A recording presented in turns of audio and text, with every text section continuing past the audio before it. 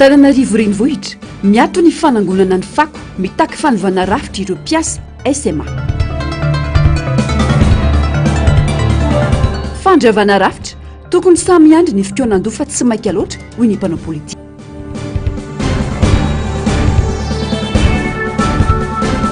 Fikonan-doha am-pirenena ny hevitry ny vahoaka tompony fahefana no tokony hivoatra hoy ny député Totsoa Andriamanitra. Fantafaraka aminao reto plasy tombafi atao anatin'izao fotoana ny fampahalalam-baovao izao aterina ny araba ary manasanao anaraka ny antsim-prim-baovao hatramin'ny farany. Vaovao ny finoana avy hatrany fotoam-pivavahana lehibe no namaranana ny isan-taona fa 7 ho an'ny toby loterana Betesda Ambohibao miray amin'ny toby lehibe Ankara-Malaza izay nanomboka tamin'ny herinandro lasa teo toy ny isan-taona dia nisy hatrany ny fangarana mpiandry ka 17 amby zato izany tamin'ity izay nisalotra ny andiany marina. Mitsangana Jehovah Andriamanitro hatsangano ny tananao aza manadio ny ory araka ny salamy 10 ny andin'ny 12 no teny faneva ny fankalazana. Nanotrina ity fotoana ity sady nitondra afatra nandritra izany filoha teo aloha Ravalo manana marika mivady ny filohan'ny fanavaozan'ny Repoblika mivady niaraka tamin'ny mpikamba ny gouvernemanta vitsivitsy fanadiadina eo amin'ny sariny ny Artanjona. Mitsangana Jehovah Andriamanitro hatsangano ny tananao aza manadio ny ory araka ny salamy 10 andin'ny 12 io no teny faneva ny isan-keritaona fa 7 ny toby loterana Betesda Ambohibao miray amin'ny toby lehibe Ankara-Malaza izay nofaranana tamin'ny lalàna fanompoam-pivavahana na rana fanokanana mpiandry 17 amby zato andiany marina.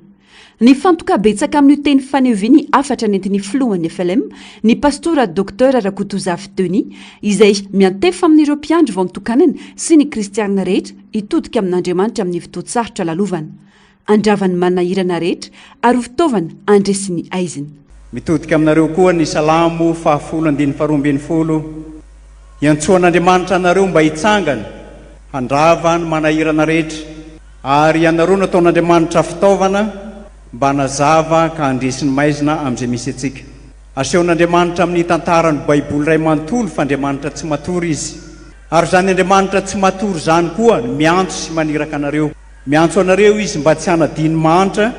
miantso anareo izy mba hanafaka ny voageja, aniraka anareo amin'ny toerana maro samihafa ary amin'izay ady mety atrehinareo dia tsy mbola resy Andriamanitra fa ilay nitsangana tamin'ny maty nandresy ny fahafatesana no hiaraka aminareo amin'izany ady sarotra alehanareo tsirairay avy zany. Tsy manandratra ny tanany izy raha tsy misy vahaolana ary tsy miditra ao anatin'ny olana izy raha tsy tondra fandresena ho anareo. Iray amin'ireo mpanompony sakaizany toby Betesda Ambohibao ny filoha teo aloha Ravalo manana marika mivady. Vinahitana ihany koa ny fananganana ny fiangonana ka tonga nanatrika ity fotoan-dehibe ity androany toy ny efa fanao isan-taona. Mazava ny afatra natao nandritra ny fandraisam-pitenenany. Mitaona ny rehetra iaina fahadiovampo, anana fanetretena ary atahotra an'Andriamanitra. Tsy maintsy ataoany koa izy nijerana ny paikady rehetra narenana ny firenena ialana amin'ny fahoriana iainan'ny vahoaka malagasy ankehitriny ao anatin'ny fiara-miasa. Misaotra an'Andriamanitra lehibe isika fa tsy mitsahatra isataona zao re olona mandeha manatona ny toby dia manetry tena dia mianatra dia miofana dia mamolaka ny tenany mba hanana fanetretena mba hanana fitiavanamana mba hiantra n'ireo ory tena fanandrify tsara mitory teny androany. Mitsangana Jehovah o atsangano ny tananao ombanay dia le teny teo koa milaza tsara ny fifilina milaza hoe efa fifoazana zao no mitondra président izy zao manao kanjo fifoazana ary efa tena mpiandry tena afaly président tena afaly any ahy marina zay azonay rehetrarehetra anampinanao dia ataonay ninonino satria iraka izy matomana ohatran'izao. Fantatr'Andriamanitra zay mahasoa atsika fa ny fatahorana an'Andriamanitra ny voaloam-pahendrena no zany tokony hanan'izay toetra zay sika atahotra an'Andriamanitra amin'ny zatra rehetra atao. Raha nisy tsy nety mahay mifona mahay mibebaka ary tsy asiana lolo-po mihitsy zay ao an-tsaina dia engany eo amintsika mandrakariva ny fahasoavana ny fitahina ary mba hozaraitsika koa andreo olona mahantra sahirana fa tena sahirana isika sahirany ny kamaroan'ny olona fa aza matahotra nareo mino fotsiny ihany aza matahotra nareo iasa iaraka izahay ahoana ny fomba ataonay ahafana am'izany a dia jerena zay paikady rehetra fa tsy avelantsika ijaly toy izao mivoaka malagasy tsy avelantsika antra toy izao ny kristianina fa maniry ary maniry sika ary maniry mba tena hitoerany voninahitry'andriamanitra ny ty toerany ity ary isika koa araka mivolaza toa tempolin'andriamanitra mba hanana fahadiovam-po ayana tanteraka tsara niraka mpanaovantsika tya ka aina ny fetra samy tenyandriamanitra nanamafy ny fijoroana ho amin'ny fahamarinana ihany koa ny filohan'ny fanavaozana ny repoblika ny madagasikara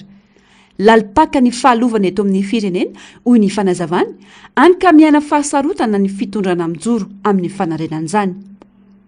nanamafy ny fandraisana an-tanana ny fanarenana sy fanamboarana ny trano lelilava ao Ambohibao izay sy nahitana famaizana ny tenany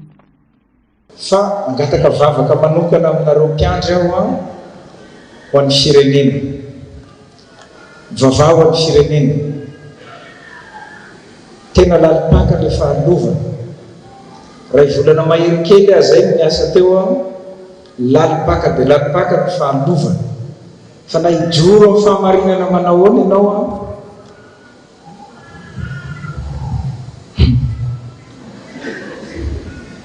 mampalahelo le firenena dia mangataka vavaka ho atsika ray aman-dreny ihany koa ray aman-dreny ampanahy mba hivavaka ho anay mafy ny zavatra atrehnay hazo fijaliana neny Jesosy izy ity dia raisinay ampahamendrehana ary tsy emoranay fa atrehnay hatramin'ny farany resaka efa nataoko tamin'ny filohan'ny fiangonana zay tamin'ny andro na mahin'io tranon'ny mama volavana Germaine io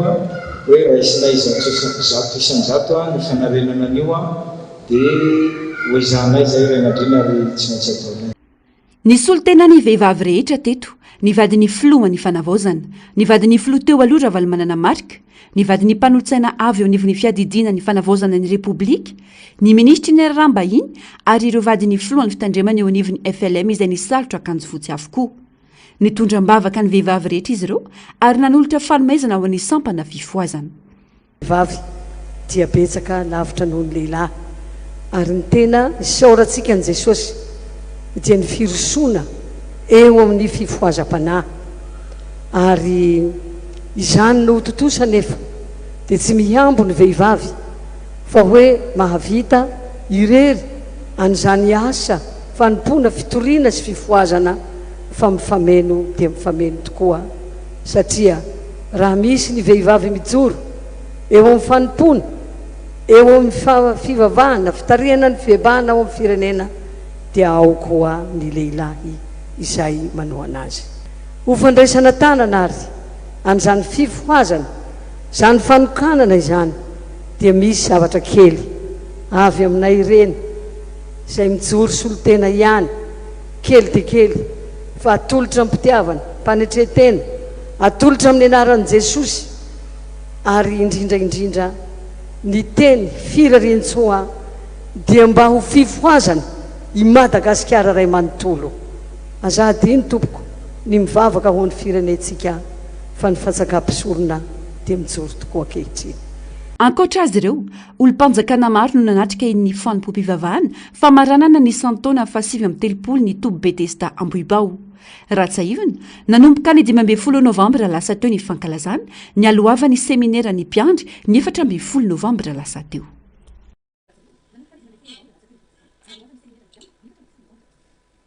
lafim-bavao afa kosa indray mahakasika ny raharam-pirenena mbola betsaka ireo dosie andalo fanadiadiana lalina eto amin'ny firenena fa tsy ireo efa nivoaka sy mandeha amin'izao fotsiny ihany ho ny filohan'ny fanavaozana ny repoblika tsy midika hoe meloka avy hatrany ny olona savana trano sy birao na ny perquisition ka tsy tokony resaka hiteraka resabe indrindra raha nanao ny marina tokoa ilay olona hoy ny fanamafisana ankoatra izay nitondra ny fanazavana ihany koa momba ny fanarenana ireo lalam-pirenena simba eto amintsika Germaine Menjanazy Mathieu Prince misy vola azo ampiasaina anarenana ireo lalam-pirenena potika hoy ny filohan'ny fanavaozana tsy vola be anefa izany fa irosona aloha izay fanarenana ny fahasimbana vita ny tetibola io mbola najanona marobe manko ny zavatra najanona aloha satria misy zavatra mbola misy audit interne tsy maintsy atao amina marché sao dia amin'ireny marché fictif sy ny namany mila mazava aloha fa tsika misy vola kely azo ampiasaina ao amin'ny fond routier misy vola kely azo ampiasaina eto dia rehefa milamina zay audit zay dia ho hitanareo eny ny réhabilitation reny lalana national route national be da be eto Madagasikara eny ezaka anao ny kely mba vita aloha ny vola zay mba ananantsika. Ankoatra izay, fomba fiasan'ny mpitandro filaminana sy ny rafitra ara-pitsarana eo amin'ny tontolo ny fitsikilovana sy ny famitorana eloka bevava ny perquisition na fikarohana antrano. Ny perquisition dia mety manamafy na tsia ny fiapangana satria mandritra izany no mety ahitana proof na tsia fa tafiditra na tsia amina raharaha mahavoarory azy na tsia ny olona iray. Raha tsy ahitana proof manamarina ny fiapangana ny fisavana ny trano dia mety ampiana ny vesatra ara-pitsarana mba hiarovana ny zon'ilay olona. Tsy natao anerena olona na anaratsy tarehy azy ny perquisition fa fomba ampiasaina ahitana ny marina sy hiarovana ny rariny amin'ny raharaha, hoy ny filohan'ny fanavozana ny Repoblika ny Colonel Randrianirina Mikael raha nitondra fanazavana momba ny perquisition izay ataon'ny fanjakana. Manko araka ny fanazavako iny dia tohy ny ankety zay misy eo amin'ny fitsarana. Ny perquisition tsy midika hoe fandroana olona na fanenjehana olona fa iny koa ne mandio azy satria izy ny lotoina ao anatin'le dossier dia atao le perquisition mandio azy ane iny tsy tokony raisitsika am'le lafiny miiba tsy tokony raisitsika amin'ny lafiny miiba foana ny reny perquisition reny fa mandio anao koa ne reny am'le zavatra zay ahiahin'olona amin'ny ataonao. Nanamafetrany ny filoham-panjakana fa rehefa voangona ny profo avy amin'ny perquisition dia ampiasain'ny mpanao lalàna anorenana dossier matanjaka. Ireo profo ireo dia afaka mitondra fanapahan-kevitra lehibe toy ny fanenjehana, famitsorana na fanamafisana ny fiapangana. Fanavozana sy fanarenana ny tanjona ary malalaka tanteraka ny fitsarana manao ny asany ho hiatrany ny fanamafisana.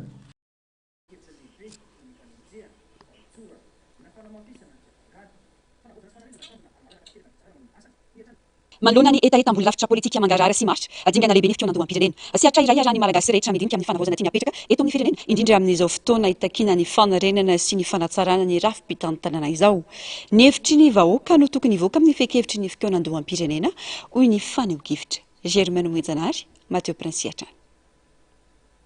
Ao anatin'ny fikonan-doham-pirenena dia tonga eo ambony latabatra ireo olana maro lafy ara-politika, ara-toekarena ary ara-sosialy marary ny firenena sy ny malagasy. Ireo solotena avy amin'ny sehatra rehetra toy ny antoko politika, ny fiarahamon'ny pirenena, ireo mpampianatra, ireo tanora, ireo vehivavy ary ny vahoaka tsotra no hiaraka andinika ireo antony mahatonga ny fahabangana amin'ny rafitra misy ankehitriny. Vokatry ny tsy fampianoana no mahatonga ny korontana politika eto amintsika. Izany indrindra no mazava-dehibe io fikonan-doha io izay tokony ampazoton'ny malagasy rehetra hitondra ny hevina amahana ireo olana misy eto amin'ny firenentsika. Hoy ny solombavambahoaka Andriamampandro Totsoa izay mpampianatra pikaroka no sady mpandinika fiarahamonina. Manana kolazainy izay na eo lafin'ny fanabeazany io na ny angovy io na ny tontolo iainany io na ara-toekarena io na resaka finance publique io mianatra an'izany ny sociologue amina département sociologie ary io ny zava-dehibe ilaina foana ny dialogue ny fifampiresahana ny olona rehetra na izy io na izy ary zay dia tena mitarika misarika ny olona rehetra na kolafinizy izy na kolafinizy na amina natona société civile zao ny fotoana ifampiresahana mba ahafahana manavitra ahafahana manangana zavatra ray vaovao ho an'ny tany sy ny firenena. Raha tsy zao tsika makasika ny éducation dia tokony misy zany hoe plan national de l'éducation zany fa nisy nge ny fametrahana an'izany fa rehefa tonga ny mpitondra vaovao dia hoe rasy daholo ny ataon'ny diateona. Tokony misy zany dia atao hoe continuité de l'état na continuité de l'administration. Le toe-tsaina mihitsy zany koa tsika mila miova tsy hoe zay nataon'ny teoloha ny fitondrana teoloha dia ratsy daholo fa mila zany tsika manana izay kolotsaina dia toe-tsaina izay hoe rehefa mba zavatra tsara dia toizana rehefa zavatra hita fa tsy mety dia miezaka manatsara ary io tsy vita ny mpitondra irery na ny mpanohatra irery na ny manam-pahaizana irery na mpitondra fiavahana irery fa ny akolafin'olona rehetra dia miara mikondo ary zay ny ilaina le concertation régionale tsy concertation nationale fa tonga ity ny andro anankiray ny fotoana anankiray ahafahantsika zany mitondra fanavotana sy fanavaozana ho an'ny fiarahamonina sy ny firenentsika fa tena membotra isika dia aloha am'izay tsika mba hampiamotra ny ambopo politika atsika na ny kakay maro isan-karazany fa fotoana ny fisankina sy ny fihavanana sy ny fampandrosoana amin'izay. Fanatsarana ny lalam-pandrenana, fanavozana ny rafim-pitsarana, fampitomboana ny mangarahara amin'ny fitantanana sy ny fanamafisana ny fahefam-bahoaka amin'ny fanapahan-kevitra. Teboka lehibe mila ifampiresahana avokoa ireo mandritra ivokonandom-pirenena io ho hatrany ny fanamafisana. Zava-dehibe ny fahafahan'ny vahoaka maneho ny etaetany sy ny faniriny amin'ny fomba itondrany ny firenena, anamafy ny demokrasia izany ary mampatsiahy fa an'ny vahoaka ny fahefana fototra ho hatrany ny solombavam-bahoaka Andriamampandry Itotosoa.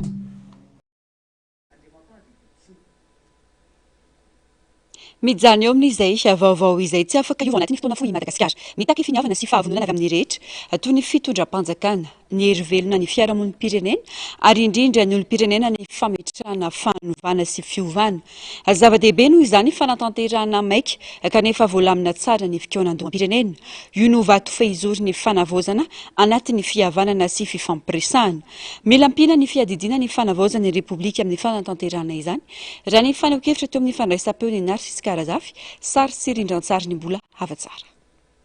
Tsy mora ny mitondra fanavozana eto amin'ny firenena, tsy nomanina ary tsy voalamina mialoha ny fandrafetana ny ekipa ny fanavozana ny Repoblika noho izy vokatry ny fidinana an-dalambe. Vokany ankamehana ny fanendrena ireo olona heverina fa afaka hiara-iasa na dia mbola tsy fantatra mazava azy ny mombamomba azy sy ny fahaizany. Na izany aza, mazava ny tanjon'ny fiadidina ny fanavozana ny Repoblika hitondra rafitra mazava sy mangarahara ary ametraka fototra vaovao ho an'ny fiainam-pirenena. Mila fainganana araka izany ny fanatanterahana ny fikonan-doham-pirenena raha ny fanazavana. Noho izany tsy mora ny fitantanana dia tsy mora ny safidianana olona, tsy mora io fa zao aloha le zavatra misy dia ho anahy manokana tsy manana olana satria tsy mba hoe fiangonana kely ty ary ny anahy mientina tsy mora ny mitondra azy maika fa firenena ray manontolo dia hita hoe tsy mora le izy ka ny fijeriko mitovy amin'ny fijerin'ny olona misy foana ny tsy lavorary misy ny tsy mety fa ny zava-dehibe dia ny hoe rehefa miezaka ianao dia hita hoe izay ny mety raha toka mirosoana dia raha fijeriko azy zahako nohatrany hoe mirosy ihany tsy kio raha hoe misy izay fikonan-doham-pirenena izay fa araka ny teniko teo io tsy hoe avaozina ao anatin'ny herinandro na telo volana io dia milamina tsy azo eritreretana izany fa raha le tena vinavina ny rehetrarehetra ka izy izay fikonan-doha zay dia inoko fa mety mba ho tratra ihany tsy ho zato isan-jato fa izay ho tratra sy izay mety tsy afapon'ny olona rehetra ihany koa fa izay mety hoe mety zavara tokony ho avaozina no avaozina. Miroso tsikelikely amin'ny dingana fakakevitra ireo herivelona rehetra tokony handray anjara amin'ny fikonan-doham-pirenena ka saina atao amin'izao fotoana izao. Dingana lehibe izany dinika izany ao anatin'ny fanavaozana sy ny fikatsahana vahaolana maharitra ho an'i Madagasikara. Na izany aza tsy mitovy finoana na antoko-pivavahana avokoa ny olom-pirenena manerana ny nosy, tsy voafetra amin'ny FFKM ihany araka izany ny sehatra tokony hitarika ny fikonan-doha. Maro ireo antoko-pinoana hafa sy vondrom-piarahamonina manana ny fijeriny ka zava-dehibe ny fanangonana ny hevitry ny tsirairay mba hananana lanja ara-demokratika ny vokatry ny fikonan-doha. Raha tsy diso hoe efa miroso tsikelikely sika makany amin'ny fakakevitra ary efa nisantatra an'izany ireo mpitondra fiangonana izay voalazanao teo ny FFKM. Na zany tsy zany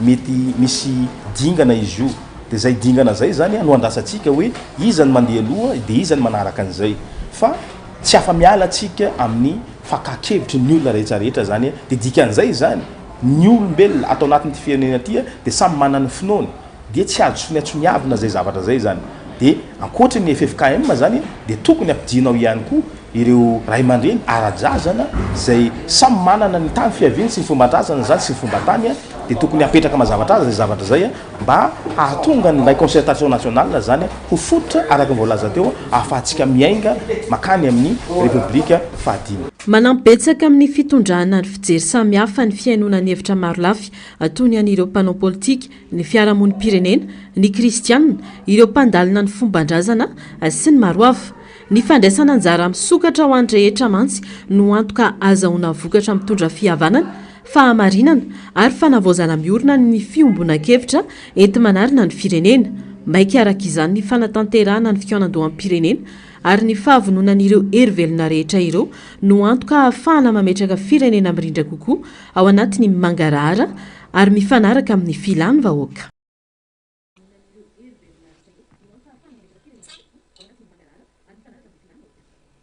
Ady hevitra mipetraka mandrakandroany ny tokony fandravana tsiry androm-panjakana rehetra eto amin'ny firenena misy mantsy ireo milaza fa mbola ilain'ny firenena ireo androm-panjakana rehetra ireo manoloana izao hazava misy izao anatin'izany ny anteny meheram-pirenena sarotra ny toerana misy any Madagasikara ka tokony hitandrina ohatran'ny fanapahan-kevitra ho raisina ny malagasy izany no ilaina maika anefika nandoam-pirenena ho ny faneho-kevitra ireo mpanao politika. Germaine Mejanary, Mathieu Princy. Tsy resaka eny anarabe efa tsy maintsy eny ambony latabatra anaty fahefana no azahoana mandrafitra sy manatanteraka ny atao hoe politika mpanjakana. Firenena tsy misy rafitra nefa Madagasikara amin'izao ka mila mitandrina manoloana ireo fanarorota-pahefana mety animba ny tanjona sy ny antom-pisiny tolana atao teto hoy ny mpanaraka raharam-pirenena. Tokony irosona aingana arak'izany ny fikonan-doam-pirenena ka mba ho filoham-pirenena voafidy ara-dalàna sy ao anatina rafitra ifanarahan-drehetra no hitantana ny Madagasikara sy ny rafim-panjakana rehetra raha ny faneho-kevitra. Misy le atao fitadiava-tseza dia misy ny atao seza mitady olona. Dia le fitadiava-tseza péjoratif ho ny olona tsy dia salama saina sy tsy mahalala ny atao atoko politika. Ny programa mpanjakana, ny politika mpanjakana io dia tsy azo tanterahina eny amin'ny sisin-dalana na eny amin'ny zordira na eny atapy-tanety fa tsy maintsy ambony seza satria kidy fahefana di seza ka raha tsisy fahefana ianao no manao programa mpanjakana dia daladala ka tsy le olona no mitady seza fa le seza no mitady olona. Tsy mbola misy rafitra zao fa io rafitra io zay ny dikany atao hoe fikaonandoam-pirenena.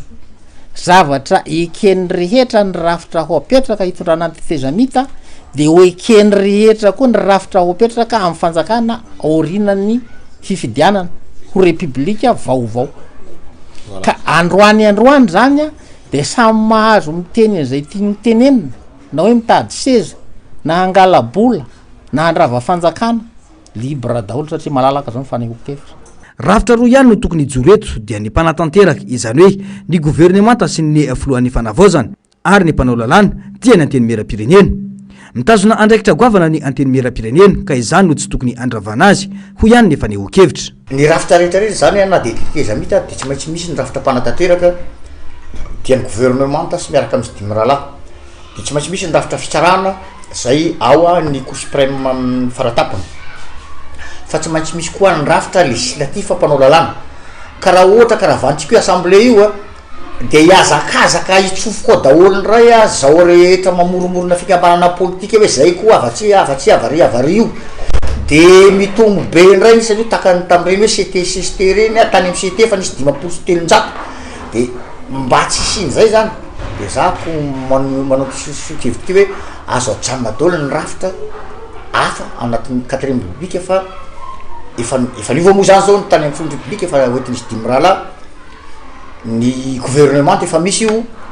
dia le législative zany tazomina le assemblée io ireo ihany mijanona ao sy membre ao anatin'izay efa lany ao dia na ny anara tsy fantatro ataontsika ninona fa tsy maintsy misy législative fa raha vao io ravana tanteraka izy dia anahirana eto ndray fa dia samiady hitsofoka CT sa CT sa inona ndray dia mba hanamaivana ny raharaty zay zany tazomina le assemblée nationale gouvernement fa eo rafitra mpanatanteraka fa eo ny rafim-pitsarana moa atsata fotsiny asesiny dia vita. Raha ny fanazavana atrandy dia tokony andry ny fanapahan-kevitra miainga amin'ny fikonan-dony rehetra amantarana ny hevitry ny besiny maro. Manahirana ny fanapahan-kevitra ao anatin'izao toe-zavatra lalovan'ny Madagasikara izao satria ny malagasy maika anova sy andrava ny rafitra na mpitondra faisana teo aloha kanefa ny mpitondra mila mitandrina manoloana ireo ampiara-miombonantoka amin'ny firenentsika. Marefo tanteraka amin'ny lafiny rehetra manko i Madagasikara.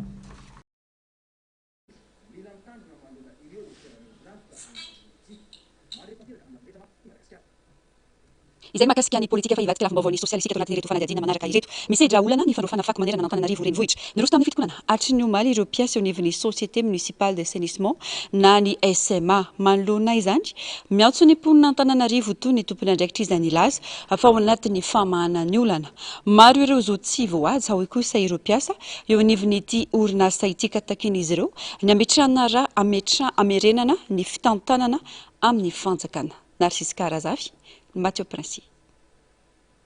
Niroso tamin'ny fitokonana ireo mpiasa eo anivon'ny Société Municipale d'Assainissement na ny SMA ataorian'ny fanapahan-kevitry ny mpamily ny fiara lehibe mitatitra fako ampitsahatra ny asa ny nanomboka omaly. Vokany ny ato nanomboka omaly ny fanangonana ireo fako eto andrenivohitra, mitaky fanovana ny rafi-pitantanana ireo mpiasa eo anivon'ny orinasa SMA ary mitaky ihany koa ny amerenana ny fitantanana amin'ny fanjakana tony teo aloha mba hanamafisana ny fahamarina toerana sy ny mangarahara raha-pitantanana. Atakin'ireo mpiasa ihany koa ny amerenana ny fiaina ara-tsosialy eo anivon'ity orinasa ity ary indrindra ny fandoavana ny karaman'izy ireo ara-dalàna.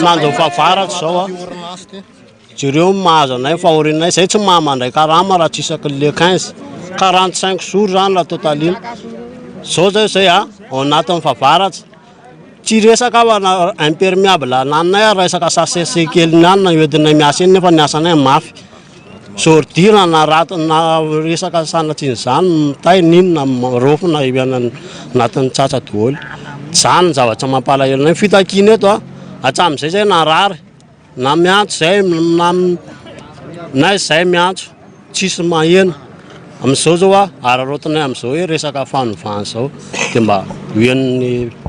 fitondrana faratapa moa zany. Tompony fivondrona zao fanandrefa maninona rainy tsy mandray. Tsy mandray. Dia mitaky zay fanovana rafy tsy atateraka mihitsy tsy mety aminay la say.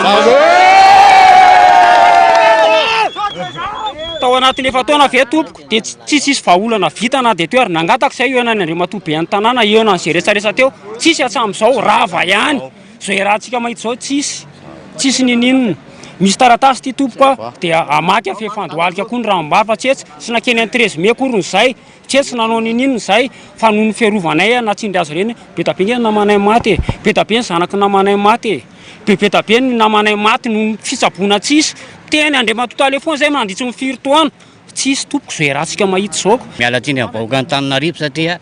tsy maintsy nahatonay aloha le fitoamana amin'ny fako satria marary izahay. Mpiasa mahery ronjato no nanao soni milaza manohana ireo fitakiana ireo raha manodidina ny 570 ireo mpiasa raikitra eo anivon'ny SMA. Niezaka ny fanantona tamin'ireo mpiasa ny tale jeneral'ny SMA ny maraina teo saingy mbola tsy nisy fanapahan-kevitra tapaka taorin'izay. Miantso ireo mpiasa araka izany ny tenany mba hiroso amin'ny fifampitiniana sy ny famahana ny olana amin'ny alalan'ny fifampiresahana.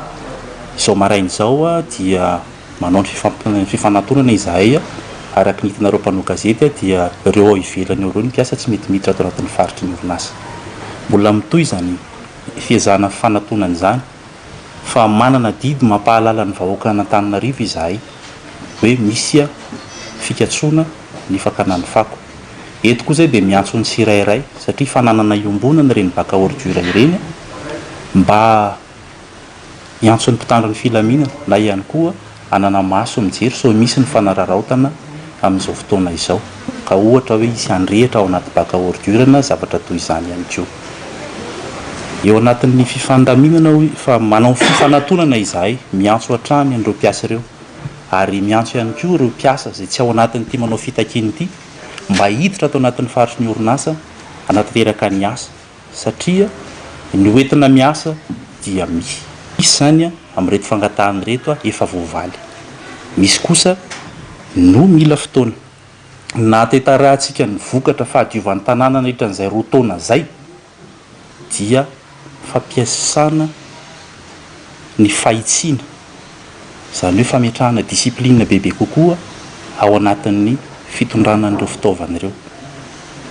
Nanamafy ireo mpiasa fa hitoy ny fitokonana satria mila enona sy raisina ho zava-dehibe ny fitakian'izy ireo ka tsy hijanona izany raha tsy mivaly ny fangatahana andrasana araka izany ny fivoarany toetra raha.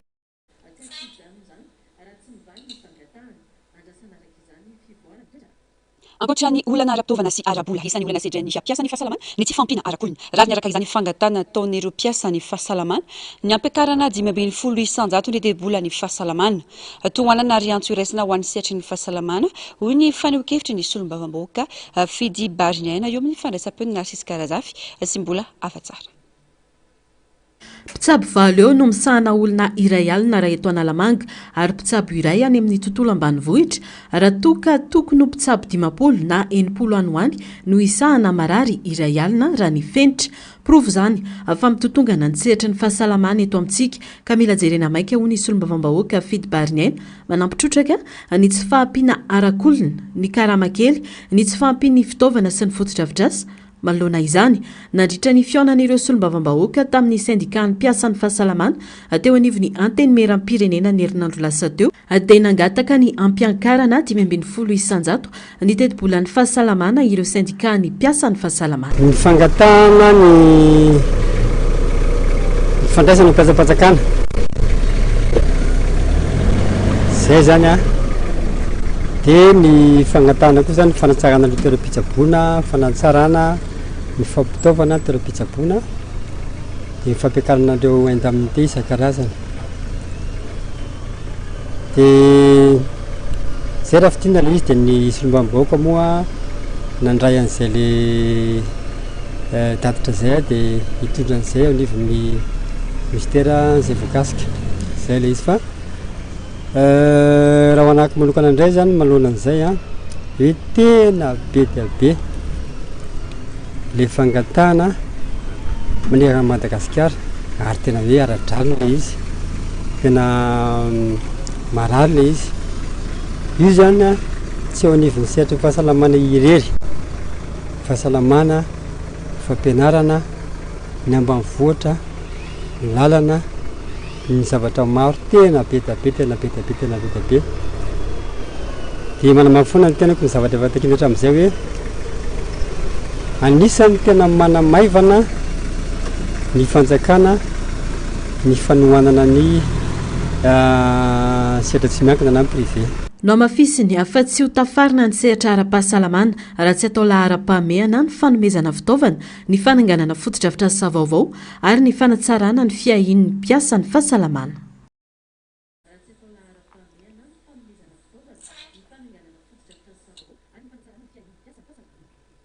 Lafim-baovao hafa kosa indray vola 1.7 tapitrisa $, no atokana ananganana sy ampandehanana ny coopérative agrobusiness izay vinavinaina hanomboka hanondrana vokatra amin'ny volana janoary 2022. Mila misokatra amin'ny sehatra rehetra ny fiadidina ny fanavaozana ny Repoblika ahafana mitondra fampandrosoana sy fanovana marina tokoa. Tokony ho hajanona ihany koa ny fanaovana monopolisation ny sehatry ny fanondranana vokatra ahafana ireo tantsa mampivoatra ny velon-tenany. Fanadihadiana nataon'ny Narcisse Karazafy sy Mathieu Princy.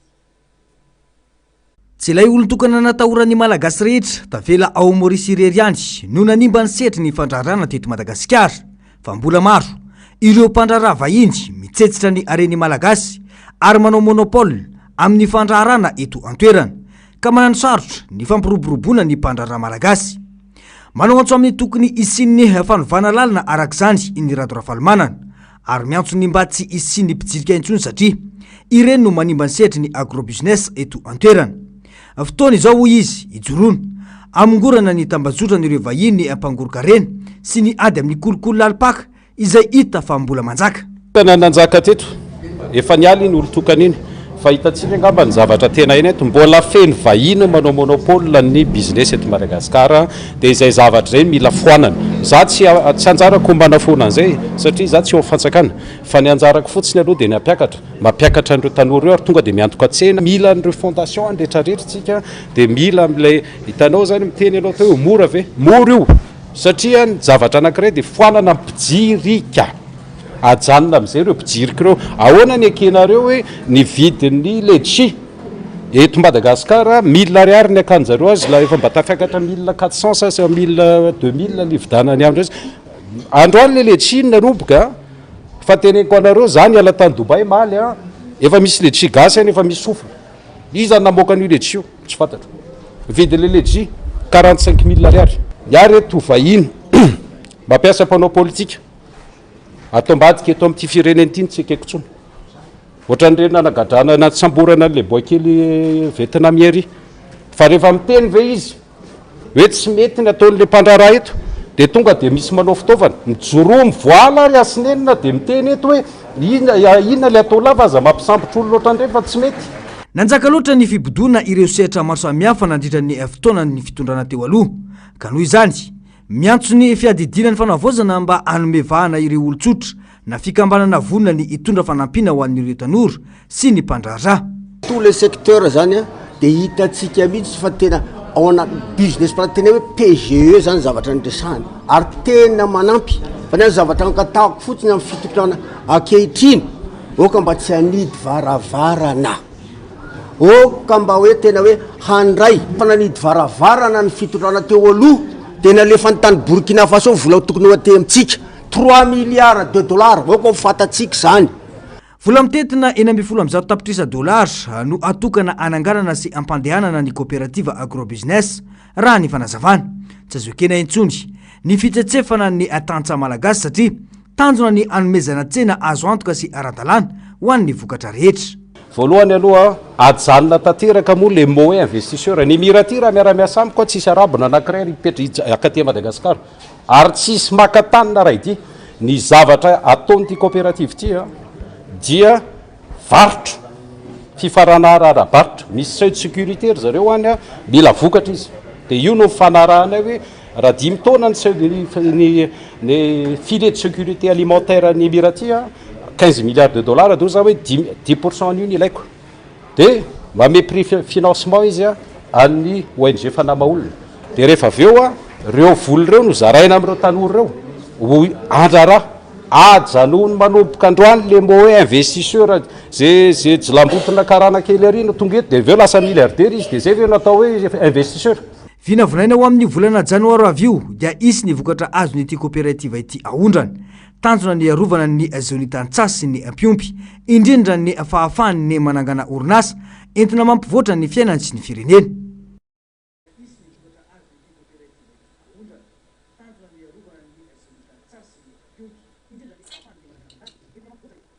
amaranana ny fampahalalam-baovao ny maresaka avy any ivelany ireo ireo sekoly nizerany ny fisiny fanafiana amin'ny tapiadina amin'ny sesy ka miafaratra amin'ny fakanankejiny mpianatra maro mifalasany ireo mpakakejiny na de teo azany fipetra raisy ny gouvernemanta nigériane fanampanazava ny trangana fanafiana amin'ny tampiadina tao voatanana Nigeria omaly tokony tamin'iray ora ka hatramin'ny 3 ora maraina niafara tamina fankanankerin'ny mpianatra maro tao amin'ny sekoly katolika Sainte Marie zany araka ny fanambarany manam-pahefana efa nisy ny fampitandremana natao mba tsy hisokafany sekoly satria vao tsy ela izay no nisy fankanankerin'ny tovavy mpianatra miisa 520 nataon'ireo vondrona mpanafika tao amin'ny lycée boarding school kanefa dia mbola nisafidina anokatra varavarana tsy nahazoana lalàna ny sekoly katolika Sainte Marie nanao tatra ny Christian Association of Nigeriana ny CAN fa miisa 5,900 ireo mpianatra ary 12 kosa ireo mpampianatra no kejain'ireo mpanafika mitohy tsy ankijanona amin'izao fotoana izao ny fitadiavana sy famonjenana ireo ankizy ity tranga ity dia mampatsiahany fankanankerin'ny ireo tovavy miisa 4,900 tao Chibok nataon'ny Boko Haram taona maro lasa izay